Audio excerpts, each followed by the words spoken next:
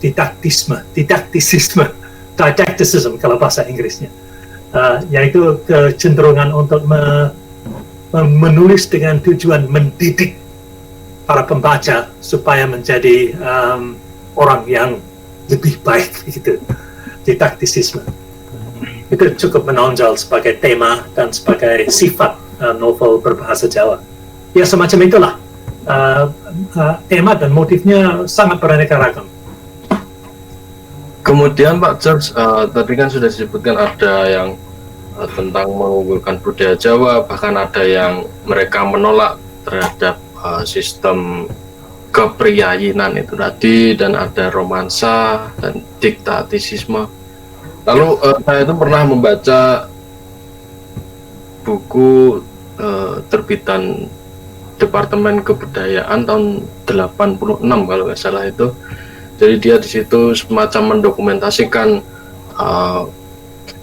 temuan-temuan novel yang kemudian diinventarisasi dan ditulis dalam buku itu.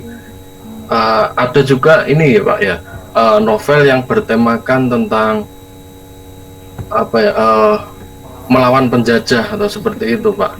Jadi memang ternyata novel-novel pada zaman dahulu, pada zaman mungkin sebelum kemerdekaan dan sesaat setelah kemerdekaan itu juga ada novel-novel atau karya sastra Jawa pada saat itu yang ditertibkan dalam tanda kutip oleh operasi tertib remaja ya Pak ya. Kalau ditertibkan, saya tidak begitu tahu, yang barangkali juga. Tapi saya juga pernah membaca misalnya karangan Bapak Suparto Broto almarhum, Loro Lapane Kaum Republik. Ini salah satu novel yang ditulis beliau sekitar tahun 50-an, yang menggambarkan perjuangan para gerilyawan zaman revolusi, tetapi dengan gaya yang penuh humor dan tidak mengagung-agungkan para pejuang. Jadi para pejuang itu digambarkan sebagai manusia biasa dengan bermacam-macam cacatnya, dengan punya sifat sebagai manusia biasa, bukan pahlawan-pahlawan, dan digambarkan dengan cerita yang penuh humor. Jadi dalam menceritakan perjuangan pada masa revolusi pun, pengarang Jawa itu punya sifat yang cukup istimewa, yang cukup khas dan khusus. Nah, selama Pak George meneliti novel Jawa itu sendiri, apakah pernah menemukan ini juga Pak, novel yang bertemakan tentang selain melawan penjajah itu mungkin dalam konteks masa Orde Lama atau Orde Baru, itu berisi tentang kritik pemerintah seperti itu Pak? Jadi sebetulnya sedikit, barangkali ada, tapi saya kira bukan menjadi ciri yang sangat menonjol. Tetapi kalau kita membaca karangan Suparto Broto yang besar, Donyane Wong Juliko, yang tebalnya sekitar 500 halaman, berkisar pada masa PKI, Gestapo dan sebelumnya pada tahun 60-an, dan menggambarkan keadaan pada waktu itu secara sangat kritis. Jadi boleh dikatakan walaupun novel itu punya tema bermacam-macam dan cukup rumit dan cukup kompleks, tetapi salah satu tujuannya adalah masalah ketidakberesan dalam lingkungan pemerintah di Indonesia. Ya. Kalau Mas Imam sendiri pernah membaca buku yang mengkritik pemerintah secara langsung dalam bahasa Jawa? Kalau untuk bahasa Jawa sendiri belum Pak. Mungkin yang sangat terkenal kan sampai sekarang itu kan novel-novelnya Pram itu mungkin Pak. Ya. Dalam bahasa Indonesia. Ya. Jadi juga saya sedikit penasaran apakah hal seperti itu ditemukan juga dalam bahasa Jawa. Kalau saya boleh tanya kepada bapak-bapak, ibu-ibu, para peserta diskusi, kalau bapak ibu pernah membaca novel dalam bahasa Jawa atau karangan apapun, cerita cekak, pengarang siapa yang paling mengesankan dan buku mana yang paling mengesankan bagi Bapak Ibu sekalian? Moga mungkin ada dari peserta yang bisa memberikan sedikit testimoni, mungkin nanti bisa dibukakan mic-nya.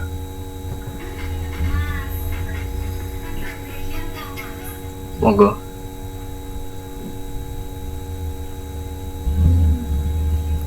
Monggo siapa?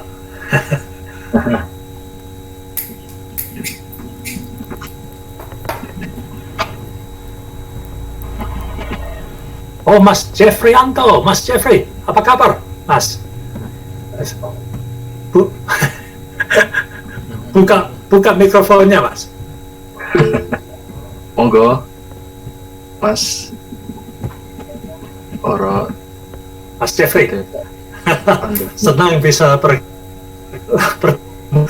kami sudah sejak tahun-tahun yang lalu bertukar surat, belum pernah bertemu langsung empat mata. Mas Jeffrianto. Buka mikrofonnya, Pak. Buka mikrofon.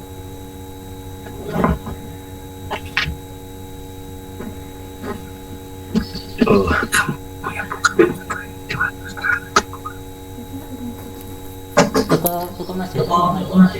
Oh, ini Mana ngomongin Mas Jeffrey? mungkin baru. Monggo. Kalau mungkin sembari menunggu, mungkin Pak Jos bisa lebih sharing tentang bagaimana sih romantisme dalam unsur novel sastra Jawa modern, novel dalam sastra Jawa gitu, Pak. Seberapa Mas Jeffrey sudah buka mikrofonnya. Apa kabar, Jeffrey? Halo Prof, ya baik Prof. Senang sekali bisa bertemu walaupun secara tidak langsung ini.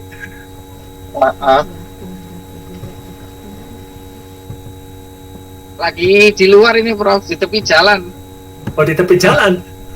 Iya. Oh, jadi pakai HP. Iya, pakai HP. Oh, gitu. Ya. Tadi jam 5. Jadi saya belum pulang. Oh, iya. Ya, di sini sudah menjelang jam 7 malam. Di luar gelap gulita ya.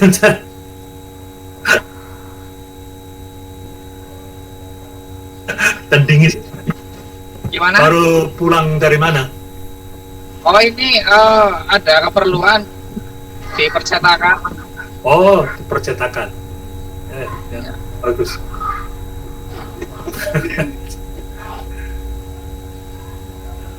Bertanya kepada para peserta diskusi, kira-kira buku karangan fiktif, buku novel dalam bahasa Jawa, yang manakah yang paling mengesankan bagi Anda sekalian?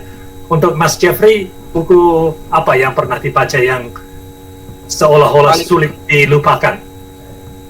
Bahasa Jawa. Ya, bahasa Jawa. Bahasa Jawa itu kalau menurut saya yang karya dalam novel ya Prof. Ya. Karya dalam novel, bentar Prof. Tak eling-eling. Jarang baca novel kayak. Yang paling mengesankan buat saya itu karangannya Iman Budi Santoso yang Talipati. Ya. Talipati. Ya. Karena berawal dari riset juga. Ya. Berawal dari riset juga. Jadi kita seolah-olah membicarakan seperti sedang membaca karya jurnalistik sastrawi gitu loh, tulisan di Tempo gitu. Kayak seperti itu.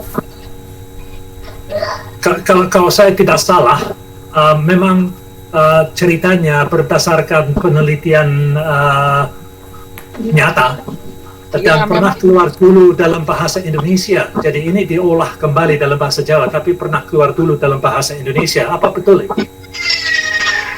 Karena di tahun sebelumnya 2003 kalau nggak salah itu kan Romo Budi juga meneliti tentang buku gantung dengan Wageda Sinarga. Itu buku non fiksi. Isinya penelitian lah. Mungkin beliau juga ambil data itu untuk dijadikan novel gitu. Ya. Novelnya memang bagus, memang baik sekali, Iya. menarik sekali. Ya.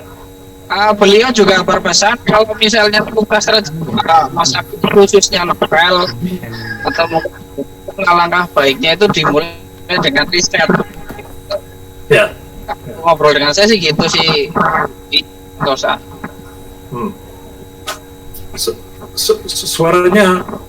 Suaranya terputus-putus, Jeffrey.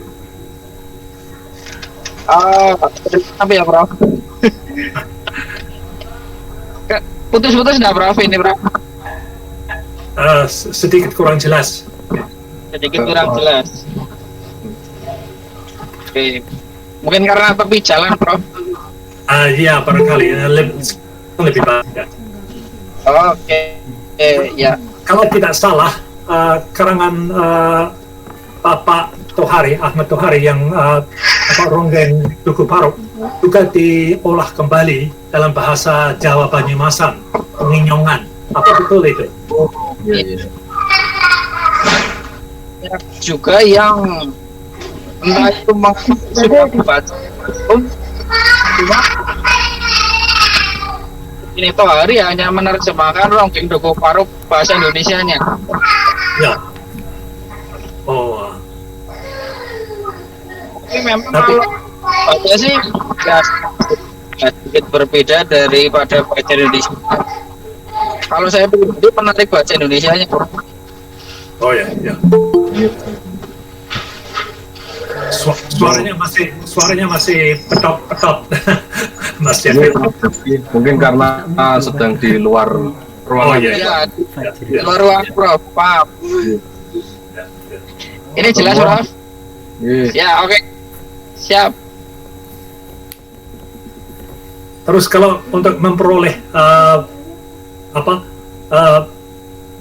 Ronggeng Tugu Paruk dalam bahasa Jawa itu bagaimana caranya, Jeffrey?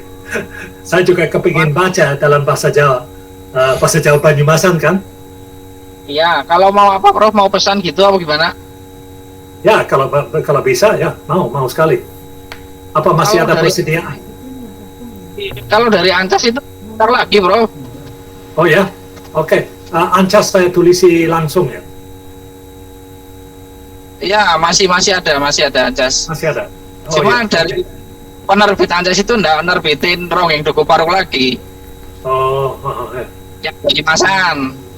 Kalau yang Indonesia kan di Gramedia. Begitu. Ya. Oke. Ya. Oke. Mas Jeffrey, Halo. ya mungkin tadi satu bahasan yang menarik sama dengan Pak Joswin juga tentang novelnya Ahmad Tohari yang berjudul Ronggeng Tugu Paruk. Itu ternyata saya juga baru tahu kalau sudah jadi kata Pak Joswin kalau sudah dimaksudkan ke bahasa Jawa Banyumasan. Iya, itu dirancang 2000. Ya mungkin semoga dengan adanya transliterasi seperti itu bisa memancing novel yang lainnya seperti katakanlah Pramudia Nargatur atau novelnya Romo Mangunwijaya ke dalam bahasa Jawa mungkin begitu. Ya. Iya, bisa gitu. Pak, Salah satu bagian cukup menarik, yaitu ada sejumlah novel dalam bahasa Jawa yang terbit dalam katakan sajalah dalam dialek seperti dialek Penginyong.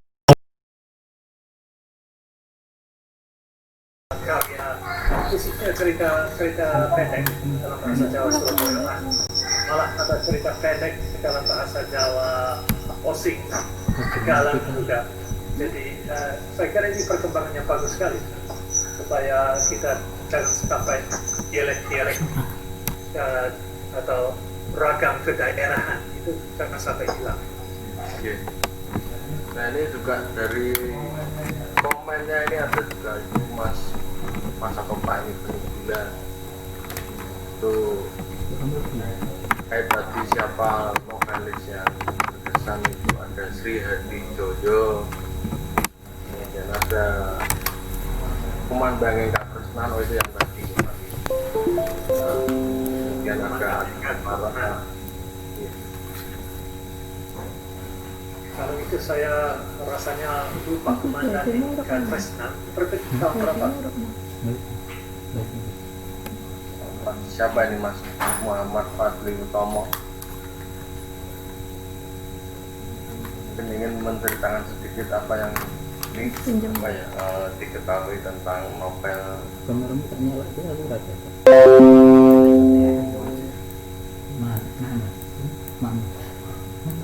Mana?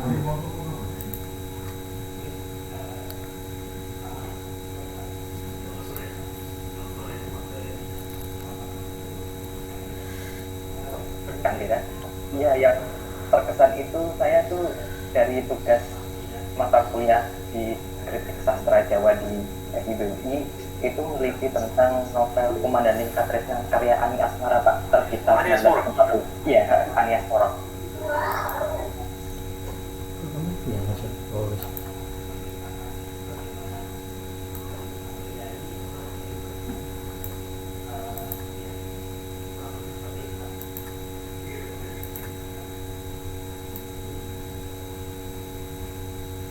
Suaranya mana?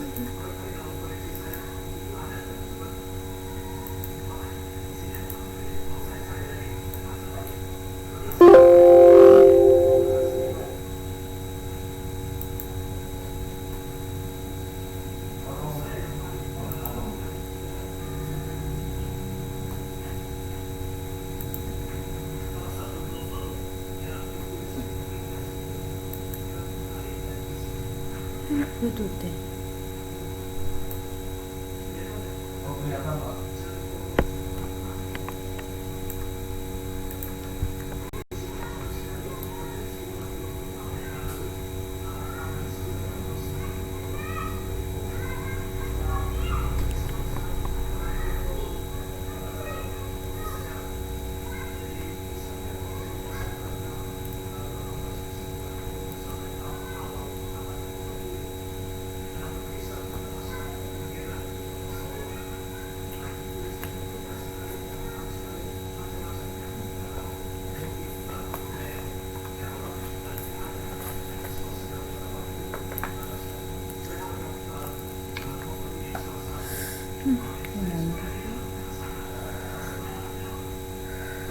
Unicorn.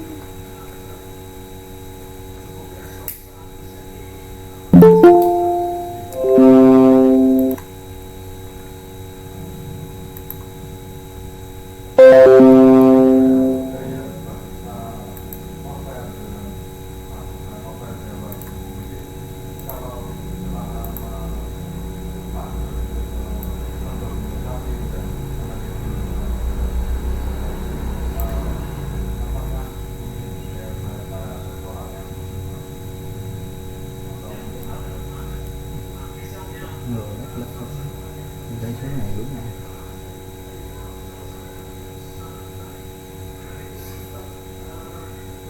Jadi aku berusaha streaming.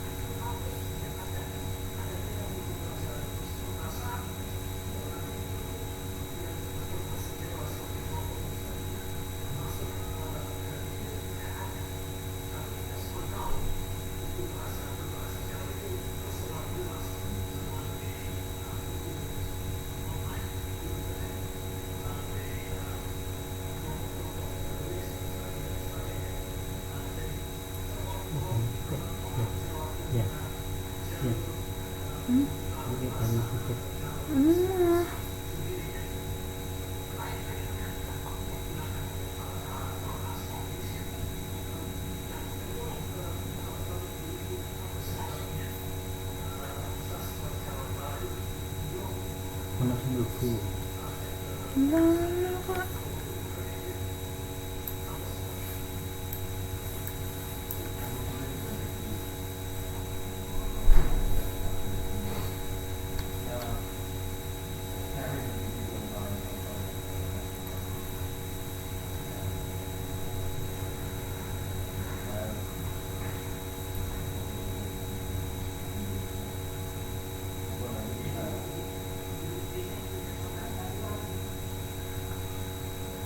Budi ini nyala lagi. Harus nyala kok.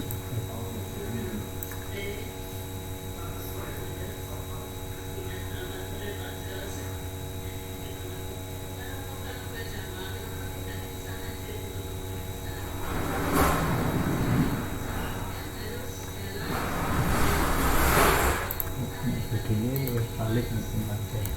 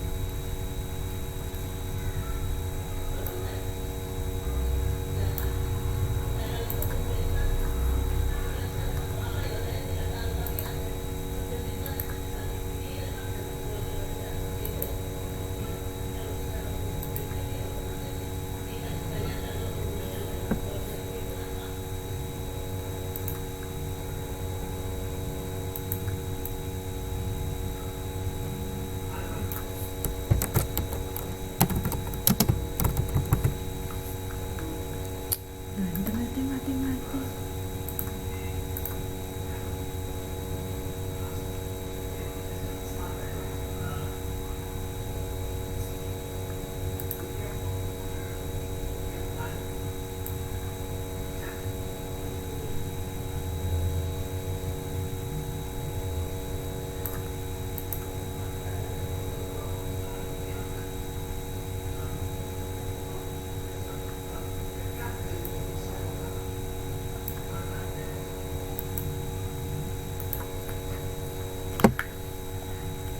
Itu aja.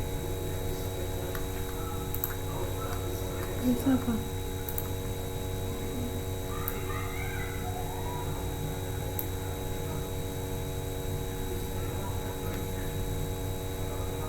Bang.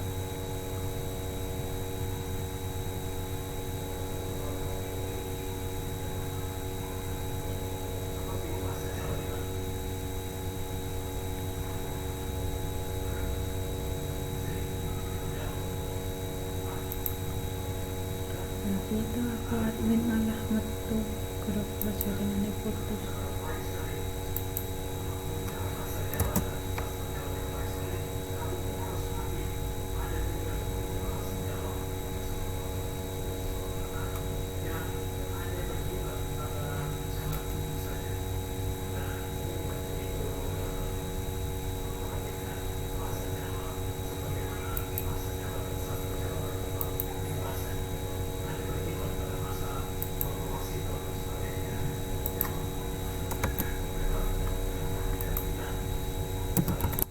Jadi lagi ada. Kalau nggak sinyal nih loh. Loh, padahal ini murah.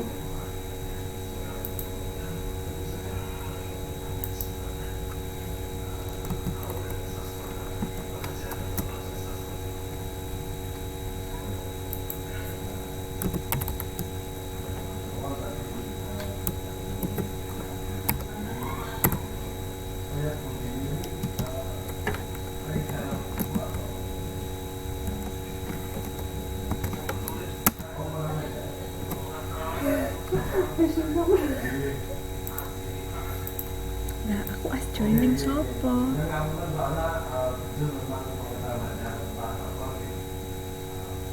Ini buat apa?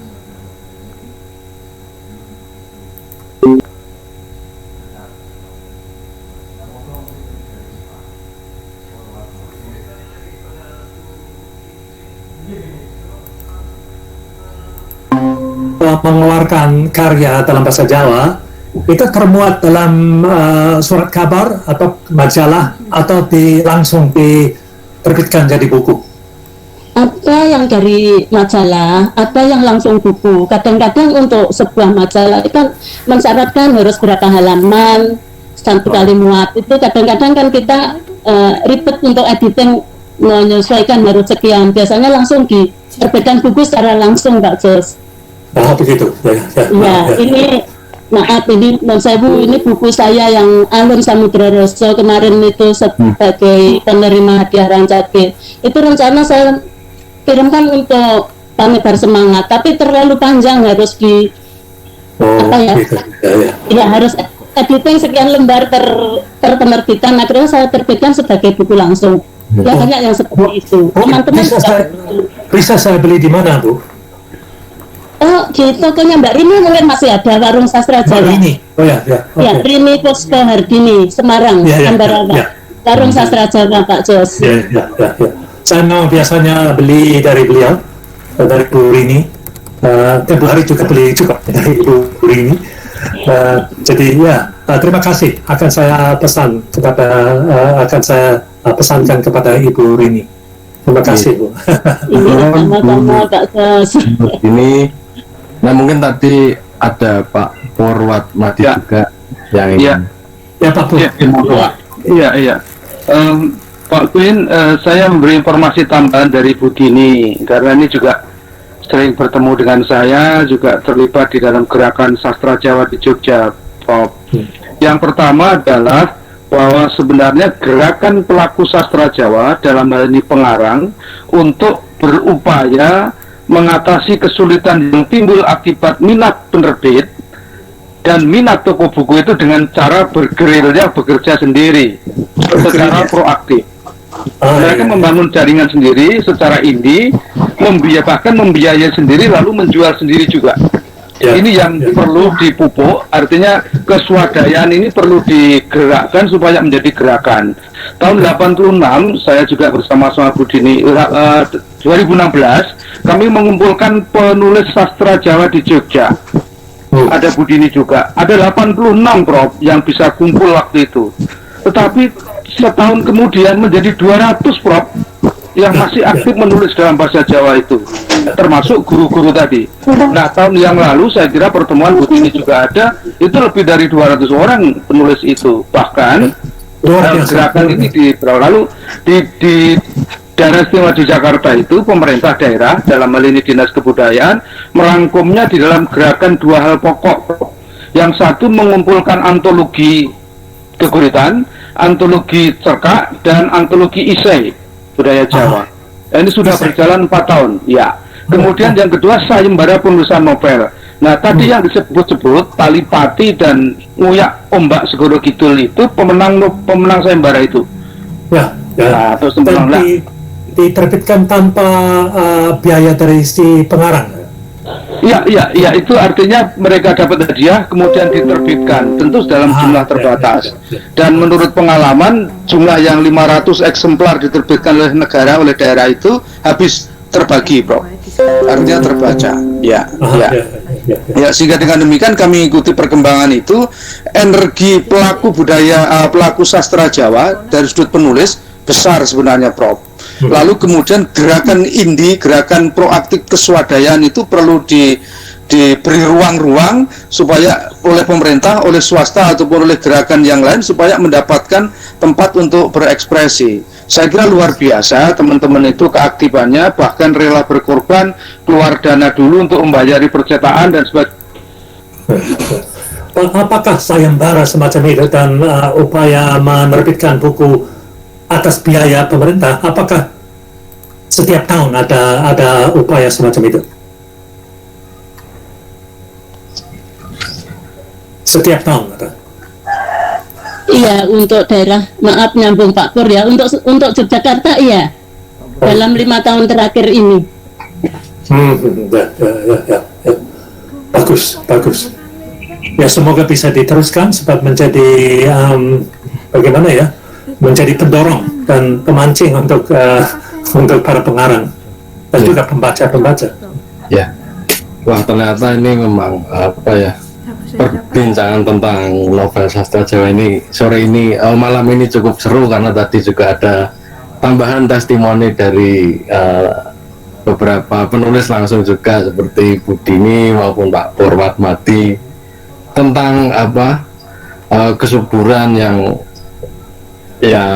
terkait dengan produksi novel Jawa, novel Jawa.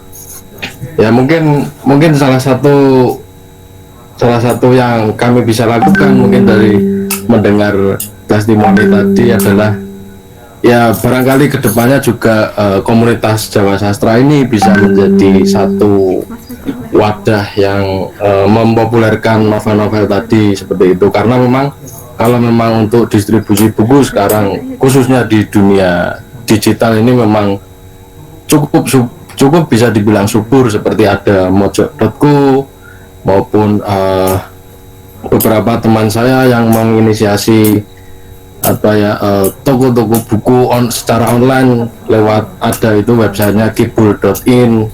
Nah sebenarnya memang dari teman-teman sendiri Pak Josquin dan Bapak Ibu sekalian ada inisiatif ke arah situ, yaitu bagaimana kita membantu kembali produksi novel-novel ataupun buku-buku sejarah budaya tentang bahasa Jawa seperti itu. Mungkin kedepannya kalau tidak ada halangan dan pasti bisa dilakukan, maka kami bersiap mungkin untuk menyalurkan karya-karya Bapak Ibu sekalian mungkin lewat website kami atau media sosial kami. Mas Imam, saya tertarik sekali beberapa waktu yang lalu Jawa Sastra mengadakan sayembara pisuh. Itu bagaimana wujudnya? Apa yang terjadi? Apakah bisa itu jadi begini Pak, sebenarnya waktu sayembara misu itu saya belum membantu sepenuhnya di komunitas Jawa Sastra ini sendiri. Jadi ada sebenarnya founder dari komunitas ini adalah adik kelas saya Pak, malahan. Oh ya. Dan saya pun juga agak kaget dan ya kaget dalam artian kagum ya Pak. Kok ono lho sayembara miso ini idene sekondi lebih kayak gitu. Nah ini mungkin ada ini Pak yang sudah bergabung ini Mas Fajar ini. Mungkin Mas Fajar bisa langsung membuka mic-nya, mungkin bercerita tentang itu tadi, bagaimana komunitas Jawa Sastra ini dibangun dan sayembara miso, dan mungkin bisa nanti cerita tentang seluk-beluknya. Monggo Mas Fajar. Di unmute dulu. Buka dulu mikrofonnya Pak. Nah. Sugeng sonten Bapak Ibu Mas Mbak. Nggih ngomong apa Mas? Ya monggo ngomong aja ke Pak Josquin tentang nggih Pak, bagaimana soal tentang sayembara misu itu dulunya merasa gemes sih Pak. Gemes pada waktu itu kalau nggak salah kan menjelang pemilihan presiden itu, kalau nggak salah pemilihan umum, terus kok banyak pertentangan gitu di media sosial, apalagi banyak kata-kata kotor gitu loh, bukan kata-kata kotor tapi kata-kata kotor khasanah Jawa, bahasa Jawa gitu Mbak. Nah sekiranya itu untuk diwadahi, kemudian biar kata-kata kotor ini diarahkan pada hal-hal yang positif, hasilnya diadakanlah itu sayembara miso seperti itu.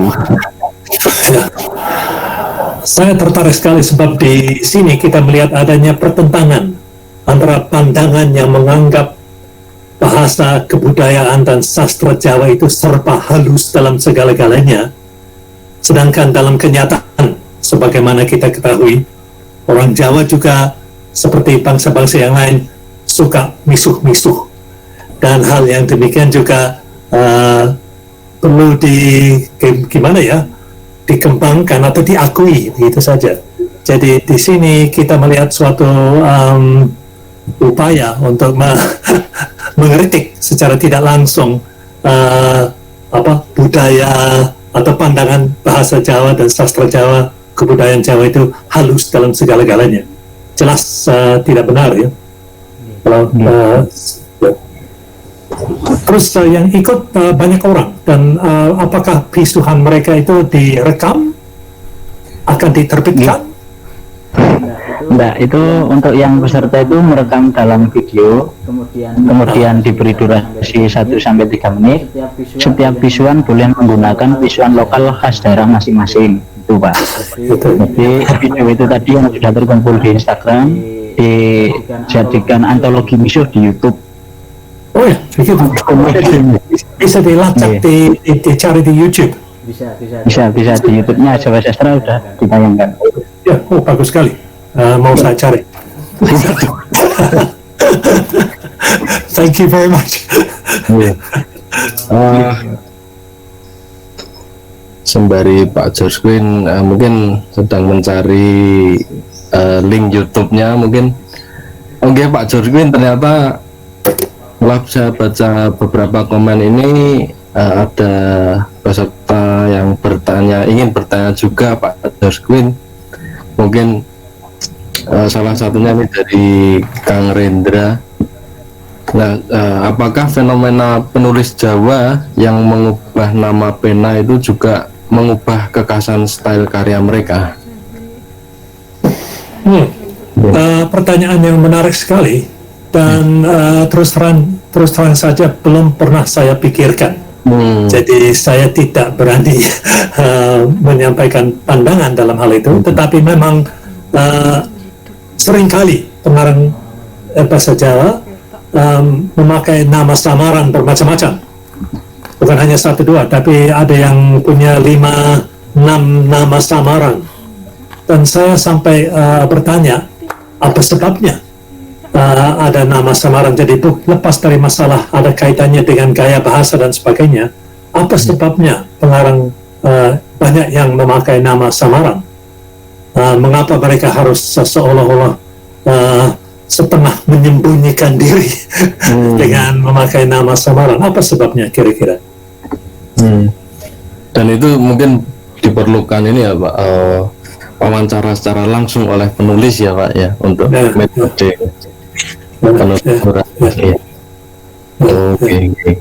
Malah ada pengarang laki-laki yang kadang-kadang memakai samaran nama perempuan.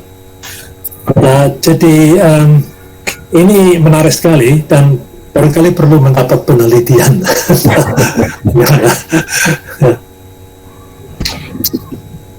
Ya mungkin dari apa ya? Ibu Fajrin punya pandangan tidak, Bu? Mengapa kira-kira ada pengarang bahasa Jawa yang memakai nama samaran, bahkan pengarang laki-laki yang samarannya atau nama sesinggonnya perempuan? Apa sebabnya kira-kira, Bu?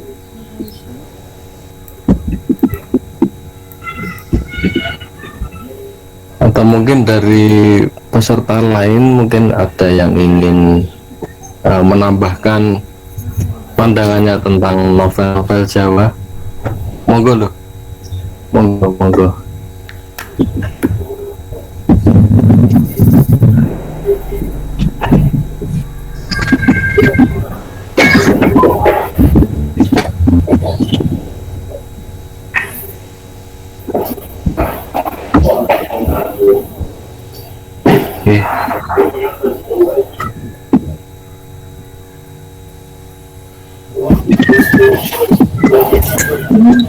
Dan saya juga ingin tanya kepada Bapak Ibu sekalian,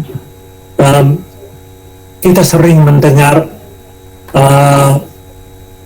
ada yang mengatakan, ada yang berpendapat sastra Jawa sudah mati atau sudah rusak, sedangkan kita semua tahu hal itu tidak benar. Apa sebabnya ada pandangan yang demikian? yang kadang-kadang terdapat secara luas.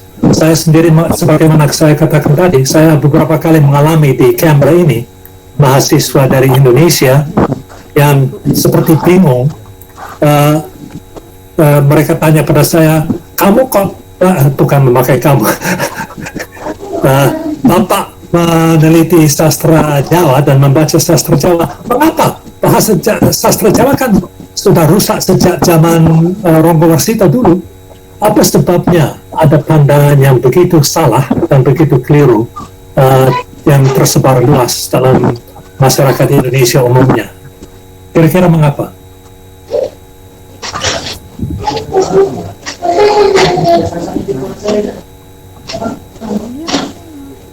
Ibu Fajrin, mic-nya sudah buka. Bagaimana pandangan Ibu? Ya, Prof.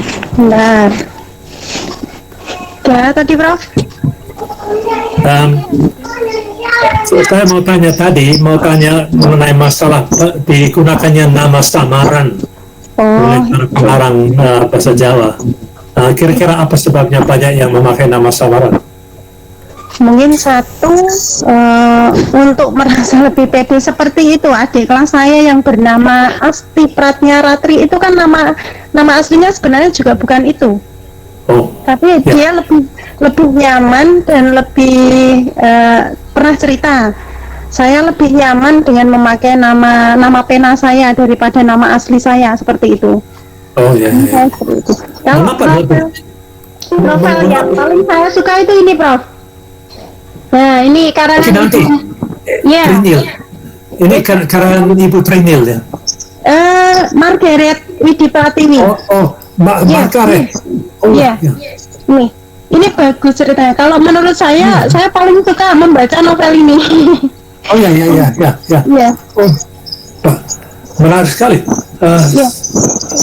Ini saya. Mengapa kira-kira Ibu suka pada novel Ibu Margaret itu? Ceritanya itu seperti kayak Bu Margaret itu kayak seperti masuk di dalam novel ini gitu loh. Saya dapat buku ini juga dari Bu Rini, bahkan malah sudah posisi sudah enggak bagus lagi. Ya, ini dulu dikirimi dari Bu Rini dari Salatiga. Ceritanya berkisar pada masalah apa, Bu? Keluarga. Oh ya. Masalah keluarga ya. Tapi ceritanya saya enggak tahu. Saya paling suka itu dari yang karangannya Bu Margaret kan banyak, tapi enggak tahu saya paling suka itu ini, baca ini. Coba barangkali di perpustakaan sini ada bakal saya cari nanti. Nanti kalau masih ada, Prof. Coba nanti saya tanyakan, karena waktu saya minta dikirimi oleh Bu Rini itu posisinya, tapi ini barangnya sudah enggak bagus loh, Dek. Ini karena terbitannya memang sudah lama. Tahun 2000 berapa ini? Tahun 2001. Ya, ini sudah lama. Tapi ceritanya bagus. Terima kasih Bu Fajrin, akan saya usahakan. Saya bisa langsung kontak Ibu ini. Iya, kalau masih semoga masih ada ya, Prof ya. Ya, semoga masih ada. Matur nuwun Bu Fajrin, sudah memberikan buku pengetahuan tentang novel yang dibaca. Oh ya, Prof, Pak George Quinn. Ya. Saya berbicara tadi. Ini mungkin bukan tentang novel, tapi lebih ke penggunaan bahasa Jawa yang diajarkan atau memasuk dalam kurikulum. Nah, saya jadi teringat ketika tahun 2014 panjenengan pernah membuat satu mini drama mungkin ya, Pak ya, bisa disebut seperti itu, berjudul Sri Ngilang kalau tidak salah. Nah, apakah itu memang menjadi salah satu kurikulum di kampus sana, Pak, pada waktu itu? Ya, memang saya punya pandangan untuk dapat menguasai bahasa Jawa, dasar-dasarnya bahasa Jawa dengan baik, khususnya masalah unggah-ungguh, bisa dipelajari melalui pementasan drama. pementasan sandiwara. Jadi kami membuat, saya menulis semacam sandiwara yang mencerminkan bahasa Jawa yang dilatih di kelas. Jadi kalimat dan perbendaharaan kata kosakata yang dipakai di kelas untuk latihan berbahasa Jawa, saya angkat, saya tuangkan ke dalam semacam sandiwara kecil, di mana para mahasiswa diharuskan menghafal lalu memperagakan, bukan hanya memperagakan kalimat-kalimat bahasa Jawa, tapi mereka juga harus menempatkan diri supaya mereka tahu bagaimana penggunaan unggah-ungguh dalam bahasa Jawa. Dan ternyata berjalan cukup baik, dan ketika diunggah ke YouTube mendapat peminat banyak sekali. Sampai sekarang saya kira sekitar 500 juta yang pernah menonton di YouTube. Dan anak-anak kami, mahasiswa yang sekarang sudah memencar, sudah tersebar di mana-mana, tidak lagi kuliah. Mereka ada yang menjadi terkenal di Indonesia. Mereka senang. Ada seorang pemain, seorang mahasiswa perempuan, putri, saya juga lupa namanya siapa, yang beberapa kali dapat lamaran perkawinan. Ya, ada yang melamar, ingin perkenalan dan ingin mengajak menikah kepada anak didik saya karena dia wajahnya menjadi terkenal di Indonesia. Jadi ini bagi anak-anak kami sangat-sangat berguna sekali. Mereka terkesan karena mereka dapat mengalami kebudayaan Indonesia melalui sandiwara, melalui teater, tapi juga ketika mereka ke Indonesia, mereka mudah sekali berkenalan dan bercakap-cakap dengan kenalannya di Indonesia karena pernah keluar di YouTube. Bagi mereka menjadi seolah-olah terbukalah pintu masuk ke dalam kebudayaan Jawa, dan ini bagi mereka sangat menyenangkan. Mereka suka sekali.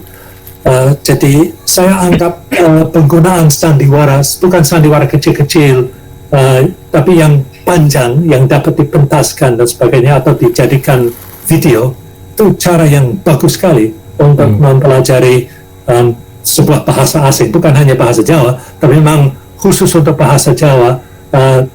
Cukup punya hasil yang baik, tapi bisa juga digunakan untuk bahasa manapun. Ya, jadi memang selain mempelajari bahasa secara tekstual, mungkin sudah selayaknya mempelajari bahasa secara kontekstual juga ya Pak ya. Secara kontekstual dan dengan memperagakan bahasa, jadi jangan hanya berpusat pada sederet kata-kata di halaman, tapi dihidupkan dan diperagakan. Ini saya kira bagi mahasiswa yang belajar bahasa Jawa sebagai bahasa asing, seperti saya sendiri, untuk memperagakan apa yang dipelajari itu sangat berguna sekali, sangat membantu menguasai bahasa Jawa. Sebab kalian sekalian tidak merasakan, tapi bagi saya bahasa Jawa sangatlah sukar, sangat sukar sekali. Saya bingung, sejak zaman dulu saya berupaya untuk mempelajari bahasa Jawa, rasanya sampai sekarang kok belum bisa ya, sama sekali, masih jelek sekali. Jadi bahasa Jawa perlu, saya merasa gagal sebetulnya mempelajari bahasa Jawa. Makaten terus yang mana kulo belum ngapunten dereng sakit basa Jawa ingkang sae. Menapa mulih kula Pak. Ngaten nggih. Nggih. Kalau niku sak-sak biyen apa bahasane pun campur gaduh-gaduh niku lho Pak. Ngaten nggih. Diksi krama ngoko lan sak piturutipun. Wonten ingkang gadah pemanggih pilih sakmenika krama sampun wiwit ngilang wonten ing kalanganipun neneman. Menapa leres menika? Nggih, miturut kula nggih ketinggalipun radi leres Pak. Rati leres. Terus wonten kata rati leres. Menawi wonten ing pedusunan utawi wonten ing kita-kita alit, menapa basa Jawi menika tasih kopen, tasih sae menapa. Menawi wonten ing kita-kita ageng kados Jogja, Semarang, Surabaya, mbok menawi krama sampun wiwit ngical. Nanging menawi wonten ing karang pedusunan menapa nggih sami kewontenanipun. Terus pundi nggih? Nggih taksih taksih wonten bentenipun nggih. Menawi ingkang salebetipun padusunan nggih taksih radi kerawat ngaten Pak. Ngaten nggih. Dibandingkan dengan ketika kita di kota-kota besar, nah ini bahasa saya sudah campur-campur ini Pak. Tidak apa-apa. Nah, ya memang saya akui memang mau tidak mau bahwasanya anak-anak muda di Yogyakarta itu memang ya masih ada yang menggunakan bahasa Jawa krama, tapi kebanyakan memang didominasi oleh bahasa Jawa Ngoko, apalagi konteksnya ketika saya dan teman-teman kuliah di UGM yang notabene mahasiswanya seluruh Indonesia. Di itu kita bertemu, ya kalau teman sesama dari Jawa kita masih menggunakan, tetapi kalau sudah dari luar Jawa, maksud saya luar suku Jawa, itu kita menggunakan bahasa Indonesia. Dan kadang-kadang kita juga saking seringnya berbahasa Indonesia itu jadi sering terbawa, sesama teman pun kita kadang-kadang masih menggunakan bahasa Indonesia. Menawi kula minangka pelajar ingkang sinau basa Jawi saking tebih.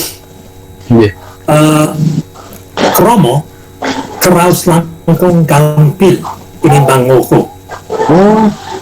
Nggih, langkung gampil. Awit cacahipun tembung kromo menika langkung sekedhik, lajeng dipun ginakaken wonten ing konteks ingkang tinamtu. Dene ngoko menika langkung angel.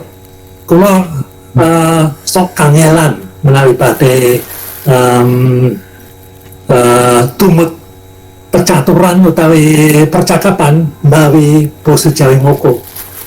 Dados tumrap tiang asing, tiang monco ingkang sinau basa Jawi, kromo malah langkung gampil. Langkung gampil. Nah, mereka suatu ironi.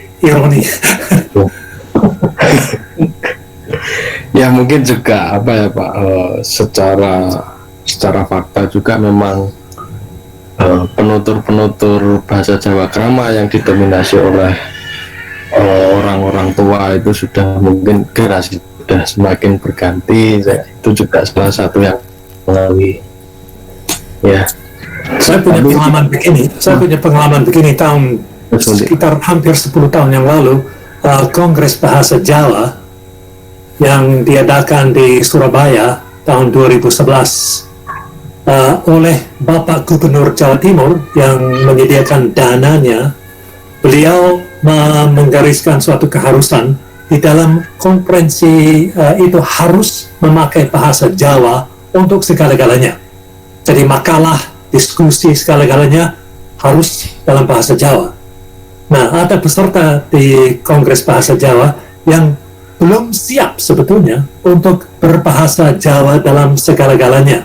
Makalahnya ditulis dalam bahasa Indonesia, sudah siap untuk berpresentasi, untuk memaparkan makalahnya dalam bahasa Indonesia dan sebagainya.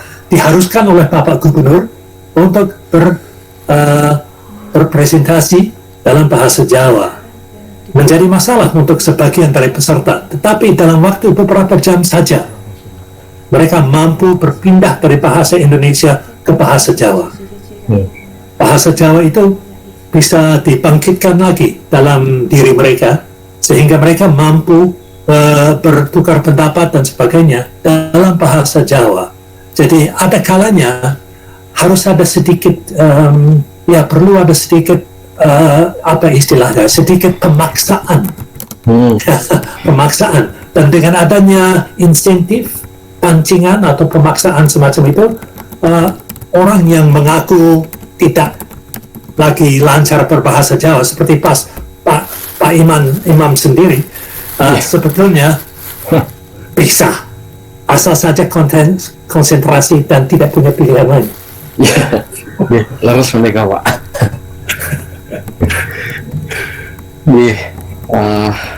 Matur nuwun atas masukannya tadi tentang bagaimana kiat-kiat untuk tetap menggunakan dan mungkin juga bisa dikatakan sebagai usaha pelestarian bahasa Jawa. Wah, mboten kraos niki sampun dangu nggih Pak nggih. Nggih sampun dangu sanget. Nggih. Nggih. Semanten kula sampun serak ngaten nggih. Oh nggih. Mbok bilih napa Pak Jordan wonten apa nggih mungkin sepatah dua kata itu Pak tentang bagaimana keberadaan bahasa dan sastra Jawa di era modern ini, khususnya era digital ini Pak, mungkin ada semacam. Sebetulnya sebagai pengamat dari luar, saya tidak berani memberikan pengarahan. Saya hanya sebagai pengamat gitu. Saya mencoba mencatat secara objektif apa yang saya ketahui dengan saya lihat di Indonesia. Tapi saya menganjurkan acara semacam ini, bertemu online dengan teknologi baru, alangkah baiknya kalau dapat ditingkatkan dan diteruskan sebanyak mungkin. Hanya itu saja yang saya usulkan, sebab saya kira forum semacam ini, gelanggang semacam ini, persarasian semacam ini sangat baik. Jadi semoga dapat diulang dan dapat diteruskan juga. Ya, memang seperti apa kata founder komunitas Jawa Sastra ini, memang mereka ingin mengenalkan ya Pak ya, mengenalkan budaya, sastra ataupun sejarah melalui bentuk-bentuk yang lebih ringan, melalui diskusi seperti ini. Kemudian kita juga sudah mengembangkan website yang mungkin nanti ada beberapa tulisan yang bisa disubmit di website kita, mungkin dari para sederek maupun semuanya gitu, nanti bisa menghubungi admin Jawa Sastra. Oh ya, ini kemudian websitenya bagus sekali, penampilannya baik sekali. Oh, sampun ningali. Ampun. Tapi namung sepisan kemauan sampun longsal wangsul. Kulo kunjungi ingat ya. Sebenarnya itu baru sedang beberapa hari kemarin kita sedang buat Pak. Kapan sih? Oh ya, ini kemudian mungkin dari Mas Fajar atau Mas Founder ini mungkin tadi bilang ke saya ingin ingin sharing atau mengusulkan pendapat, atau monggo Mas Fajar. Iya Mas. Saat ini pun teman Pak George Win matur nuwun sangat sampun kersa gabung wonten ing diskusi menika. Lajeng kula niki nggih badhe menginformasikan bareng warta menawi Jawa Sastra sampun damel website kagem dulur-dulur ingkang badhe ngirim karya arupi sastra utawi nom sastra saged kirim wonten ing kirimkarya@jawasastra.com. Kalau wingi Mas Devi alhamdulillah sampun nuntun iki nembe dibongkar ilustrasi. Matur nuwun informasi ini pun. Lalu website pun badhe kula tingali, badhe kula kunjungi. Menawi basa Jawa ini pun kunjungi kados pundi? Badhe kula sambangi. Wah nggih niku sambangi niku Pak. Matur nuwun Mas Fajar. Matur nuwun sangat. Nggih, matur nuwun Mas Fajar sebagai founder komunitas Jawa Sastra. Salajengipun nggih cekap semanten Pak George Queen saking napa kula ugi kanca-kanca napa nggih mbok bilih wonten lepat kula ugi kanca-kanca nyuwun ngapunten sedaya. Ugi kula matur nuwun sanget Pak George Queen sampun napa sampun kersa dados narasumber diskusi yang sangat menarik ini Pak George Queen. Semoga kedepannya mungkin kalau kita ada program apa dari Jawa Sastra nanti akan saya hubungi ke panjenengan dan teman-teman sederek sekalian tetap ikuti terus komunitas Jawa Sastra, bisa dicari di IG-nya Jawa Sastra, Twitter Jawa Sastra juga, kemudian Facebook page-nya juga ada Jawa Sastra Net, dan baru-baru ini kita juga mengembangkan website resmi Jawa Sastra, jawasastra.com ya Mas Fajar ya. jawasastra.com ya, dan itu di dalamnya berisi beberapa ada konten seperti cerkak, geguritan maupun nanti tulisan-tulisan seperti tulisan pendek atau opini yang bersifat ilmiah mungkin bisa disumbangkan ke jawasastra.com untuk meramaikan website tersebut. Nggih. Mengatur semanten ugi kula ngaturaken ageng panuwun dumateng Mas Imam, Mas Fajar, matur nuwun kula pikantuk kerudangan tepangan kalian panjenengan sedaya. Kula romaos remen sangat. Mugi-mugi saged dipun pindhoni ngaten nggih. Nggih Pak George. Matur nuwun. Sugeng dalu sedaya. Sugeng dalu Pak George Queen. Selamat malam teman-teman semuanya, sederek-sederek semuanya.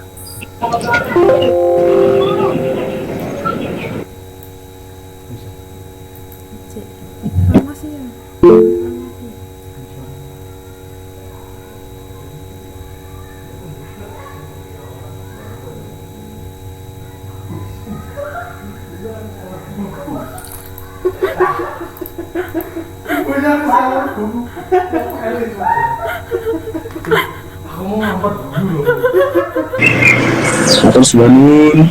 Iya, sami-sami. Reseller.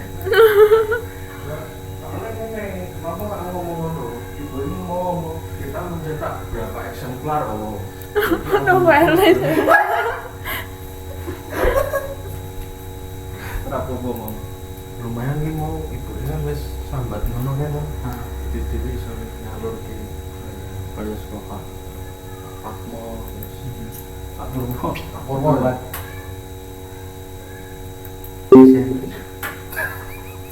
sudah aku mau ngekek loh karena itu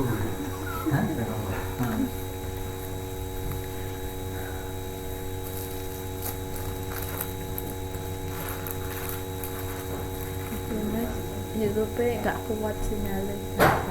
YouTube nggak kuat. Nggak kuat. Streamingnya nggak kuat. Pindah laptop ya nggak kuat. Apa ya? OBS-nya nabut sih. Iya, apa ya masih rendah. Kalau anak kuliah nih. Semua itu pengaruh laptop juga, aku kurang ngerti sih. Aku harus pindah laptop 1-2 lah. Niki kayak ini ngebug nih. Ya niki kan niki jane sebenarnya